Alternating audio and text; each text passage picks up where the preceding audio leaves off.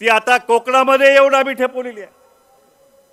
आता कोकणात सुद्धा हा कोकणचा आगरी कोळी कुणबी समाज हा सुद्धा आता या लढ्यामध्ये या ठिकाणी उतरलेला आहे।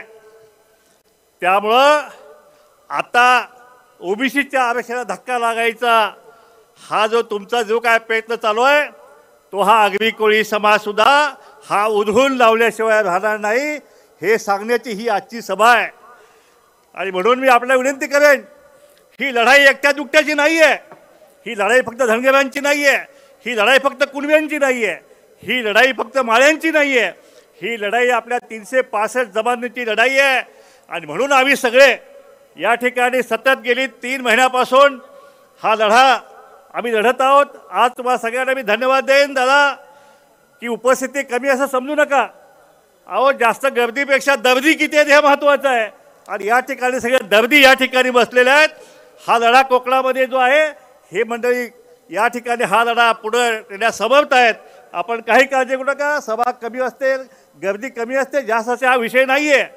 त्यामुळे हा लढा जो आहे आता या ठिकाणी महाराष्ट्रामध्ये 4 आक्रमक समाज आहेत। एक तर सर्वात आक्रमक समाज कुठला असेल तर तो रामोशी समाज, त्याचे अध्यक्ष दौलतराव शितोळे या ठिकाणी उपस्थित आहेत। मराठा समाजावर बघा, दौलतराव शितोळे आहेत का इथं? शितोळेजी उभा राहून नमस्कार करा। बघा पक्का रामोशी दिसतोय ना, त्या ठिकाणी त्यांनी त्यांची फरशी परवा त्या ठिकाणी भुजबळ साहेबांना दान केलेली आहे। या ठिकाणी कोयत्याची भाषा करणारे दुसरा आक्रमक समाज या महाराष्ट्रामध्ये टीपी मुंडे सर, या ठिकाणी टीपी मुंडे सर पण या ठिकाणी उपस्थित आहेत। मुंडे सर हातात कोयता नाही पण नमस्कार करा तुम्ही। हे वंजारी समाजाचे नेते आदरणीय टीपी मुंडे सर या ठिकाणी उपस्थित आहेत। आणि धनगर समाजाची काठी तर आपल्याला माहीत आहे, कोण नादाला लागत नाही, आम्ही पण आमच्या काठ्या घेऊन आम्ही मैदानात आहोत। आणि आता चौथा आक्रमक समाज जो आहे तो म्हणजे आगरी कोळी समाज जो आहे तोही आता या ठिकाणी उतरलेला आहे।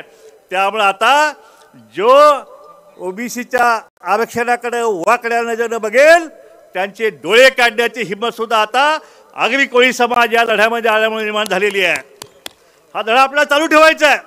आपल्याला माहित आहे काय विषय झालेला आहे, अहो जे जरांगे पाटील म्हणतात की ओबीसी आपण धाकटे भाऊ आहोत, धाकटे भाऊ आपण, मग 75 वर्षामध्ये तुम्ही मोठे भाऊ म्हणून आम्हाला आमचा वाटा दिला का? सगळा वाटा तुम्ही घेतला, कारखाने तुमचे, बँका तुमच्या, सूतगिरण्या तुमच्या, मार्केट कमिट्या तुमच्या, जे काय असेल ते सगळे बलिदान सगळा तुमच्याकडं। आणि आमच्याकडं मात्र जे घाट्याचं जे आहे ते आमच्याकडे ऊसतोडी, वेडबिगारी, वीटभट्टी, हमाली, हे सगळं घाट्याचा वाटा आमच्याकडे आला। हे आता मुळीच चालणार नाही। आता आम्हाला आमच्या हक्काची जाणीव झालेली आहे। या ठिकाणी भुजबळ साहेबांना पाडण्याची सुद्धा भाषा मतांची आकडेवारी ठेवून केली जाते। बच्चू कडू साहेब, तुम्हाला माझं बोलणं लागलंय की 160 आम्ही पाडू, तुम्हाला खूप लागलंय मला माहिती आहे, पण भुजबळ साहेबांना येवल्यामध्ये मराठे 1,25,000 आहेत, त्यामुळं भुजबळ साहेबांना पाडल्याशिवाय आम्ही राहणार नाही। अरे आम्ही आकडेवारी नाही सांगितली, आम्ही नुसतं सांगितलं की तुम्ही 1 भुजबळ पाडाल आम्ही 160 पाडू, 1 भुजबळ पाडा 160 पाडू, पण अजून आम्ही आकडेवारी दिलेली नाहीये। याच कोकणात ह्या कोकण पट्ट्यातली आकडेवारी तुम्ही बघितली तर 90% आगरी कोळी कुणबी भंडार हे आहेत। फडशा उडून जाईल तुमचा, सुपडा साफ होऊन जाईल। आम्हाला आकडेवारी द्यायला भाग पाडू नका आणि भुजबळ साहेबांना हात लावायची सुद्धा भाषा या महाराष्ट्रामध्ये मुळी चालू देणार नाही, हा इशारा आजच्या बैठकीतून आम्ही देत आहोत। या ठिकाणी मराठा समाजाचं काय मागणं होतं? 58 मोर्चे निघाले, काय मागणं होतं त्यांचं की आम्हालाही आमच्याकडे गरिबी आलेली आहे आणि आम्हालाही आरक्षण पाहिजे। आम्ही सांगितले की गरीब मराठा समाजाला न्याय मिळाला पाहिजे, त्यांना आरक्षण मिळालं पाहिजे। त्यांची मागणी होती की कुठल्याही समाजाच्या आरक्षणाला धक्का न लावता आम्हाला आरक्षण दिलं पाहिजे। आणि आम्ही पाठिंबा दिला, आम्ही भाषणं केली जाऊन। 30-40% समाज 58 मोर्चामध्ये हा ओबीसी समाज होता। राणे समितीने त्यांना आरक्षण दिलं, ते टिकलं नाही। देवेंद्र फडणवीस सरकारने त्यांना आरक्षण दिलं एसएबीसीचं, सुप्रीम कोर्टात ते टिकलं नाही। मग सुप्रीम कोर्टात तुमचं आरक्षण टिकलं नाही, त्याची शिक्षा तुम्ही ओबीसीने देणार? तुम्हाला गरिबी कुणी आणलेली आहे? गरिबी ओबीसीने आणलेली नाही आहे.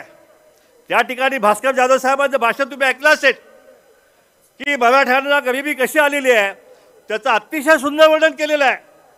या व्यासपीठाच्या माध्यमातून भास्कर जाधव साहेब माझी आपल्या विनंती आहे, आपण कोकणातले नेते आहात, त्या कोकणामध्ये कुणबी धनगर यांच्या वाड्या वस्त्या तुम्ही बघा आणि तिथली पण गरिबी जाऊन बघा, त्यांचंही वर्णन तुम्ही करा आणि त्यांच्या न्याय हक्काची भाकरी हिसकावून घेण्याची मागणी हे मराठी समाज करत आहेत.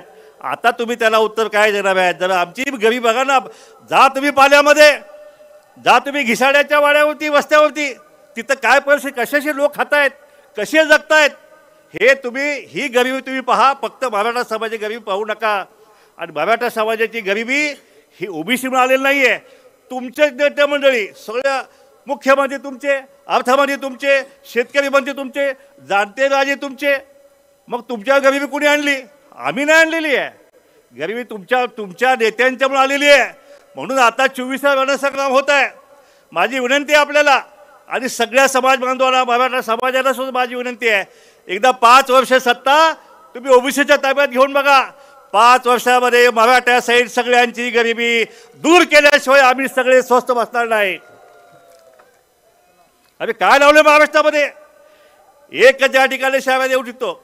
आता महाराष्ट्र शासनाने भूमिका घेतलेली आहे की आम्ही ओबीसीच्या आरक्षणाला धक्का न लावता मराठ्यांना देऊ. चांगला आहे बाबा. सगळ्या आमदारांची भाषणं झाली, त्यांनी पण ते सांगितलं, आम्ही त्यांचं अभिनंदन करतोय. परंतु इकडं मराठ्यांचे नेते म्हणतायत की आता कुणब्यांच्या नोंदी 58 लाख झाल्या. कशा झाल्या बाबा?